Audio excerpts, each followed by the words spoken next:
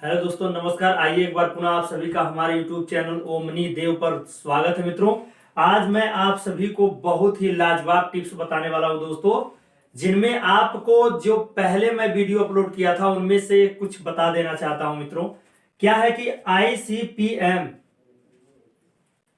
अगर प्रश्न किया जाए कि एक स्वस्थ मनुष्य के शरीर में दांत कितने प्रकार के पाए जाते हैं, तो टोटल मित्रों वो 4 प्रकार के पाए जाते हैं, जिनमें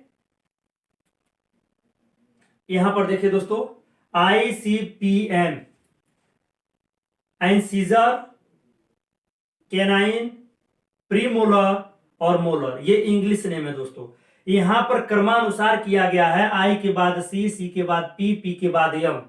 यानी कि आई को कृंतक कहते हैं दोस्तों, सी को रदनक कहते हैं, पी को अग्र चवर्णक कहते हैं दोस्तों, और यम को पश्च चवर्णक कहते हैं। तो पिछले वीडियो में आप बहुत ही आसानी तरीके से समझ चुके होंगे कि कृंतक, रदनक, अग्र चवर्णक और पश्च चवर्णक, ये टोटल 4 प्रकार के दांत पाए जाते हैं। तो उनमें दोस्तों ये बात आपको बताना जरूरी है कि जो कृंतक है उनकी संख्या एक वयस्क मनुष्य के मुंह में कितनी होती है, यह जानना जरूरी है। तो यहां पर मित्रों एक बार और आप ध्यान दीजिएगा, 2 दूना 4, फिर हर से भी पहली जो संख्या उससे मल्टीप्लाई करेंगे, 2 दूना 4, 4 4 कितने हो गए मित्रों? 8। कितने हो गए? 8। ध्यान दीजिएगा, 8 हो गए।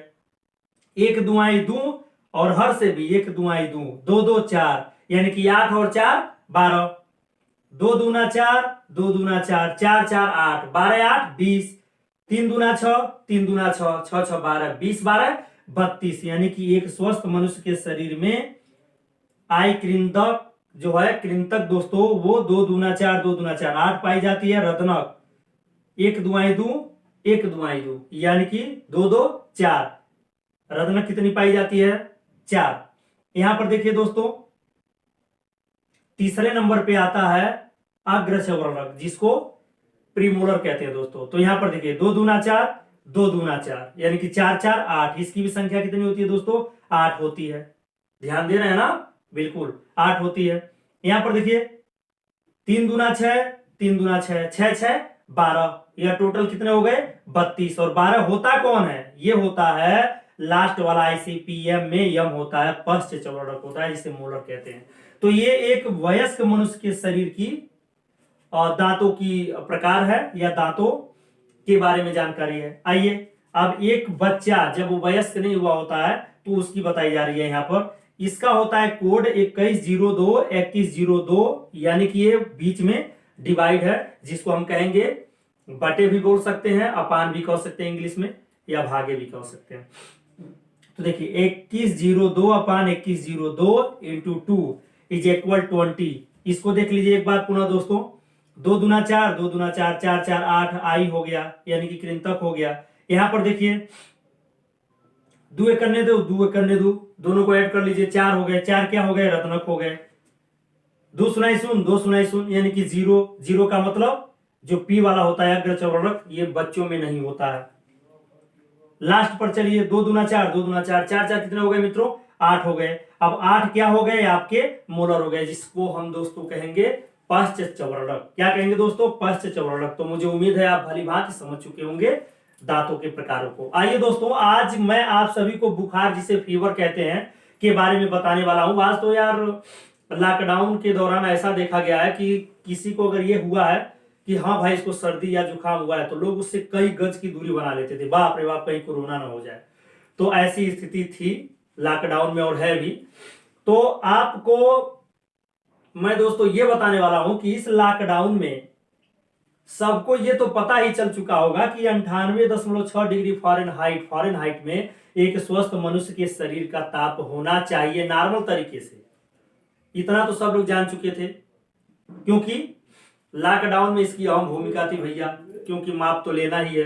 तो इस स्थिति में सभी लोग जान चुके थे कि भैया कितना होना चाहिए और क्या है हमारा, कहीं कोरोना तो नहीं हुआ इस प्रकार से। तो आइए, एक मनुष्य 1 मिनट में दोस्तों 18 बार सांस लेता है, इस बात को ध्यान दीजिएगा। नाड़ी की गति 72 बार प्रति मिनट होती है, यानी कि एक स्वस्थ मनुष्य 1 मिनट में 18 बार सांस लेता है। और 72 बार उसके नाड़ी की गति होती है। देखिएगा जब कोई विकट परिस्थिति में ऐसा प्रतीत होता है कि वो मर चुका है या फिर जिंदा है, तो इस बात की जब जानकारी आप पता लगानी होती है तो दोस्तों यहाँ पर लोग हाथ लगाते हैं अपना और अनुभव या एहसास करते हैं कि क्या इसकी नाड़ी की गति चल रही है, ये जिंदा है या मर चुका है। तो यहाँ से लोग आपके हैंड को पकड़कर पता लगाते हैं, तो इस बात को भी याद रखिएगा। तो आपने क्या देखा मित्रों, एक स्वस्थ मनुष्य के शरीर का तापमान 98.6 डिग्री फ़ारेनहाइट होता है। एक बात और मैं बता देना चाहता हूं, अगर आपको फ़ारेनहाइट से सेल्सियस में जाना हो तो एक फार्मूला है, Celsius upon 5 is equal Fahrenheit minus 32 upon 9।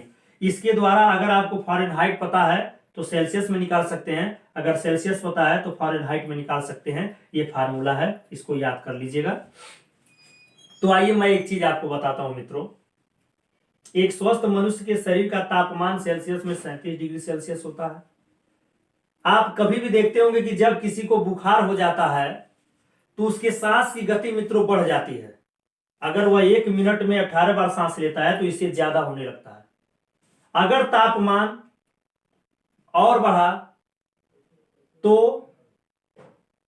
बुखार, जिसे हम कहेंगे फीवर, तो उस स्थिति में ऐसा होता है, नाड़ी की गति जो है मित्रों, जो नाड़ी की गति होती है और सांस की गति होती है, उसकी पहले एक चीज बता दूं, 18:72, यानी कि 18 1 जा 18, 18 4 जा 72, एक संबंधी 4 का अनुपात होता है मित्रों। कितना होता है? एक संबंधी 4 का अनुपात होता है। जब सांस की गति मित्रों बढ़ जाती है तो नाड़ी की गति घट जाती है, इस बात को याद रखिएगा। तो यही कारण है कि जब इंसान का तापमान बढ़ जाता है तो उसके नाड़ी की गति दोस्तों क्या हो जाती है? धीमी हो जाती है।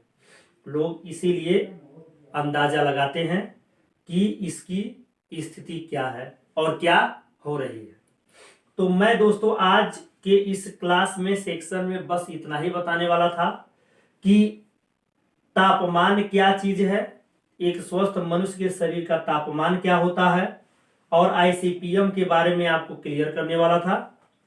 बस दोस्तों मैं एट लास्ट आपसे यही कहना चाहूंगा कि अगर हमारा दोस्तों ये YouTube चैनल का मौज मस्ती भरा टॉपिक समझ में आया हो तो एक बार दोस्तों subscribe, like, bell icon total जो भी होता है कर दें। बस फिर मिलेंगे दोस्तों, धन्यवाद, नमस्कार, जय हिंद, जय भारत।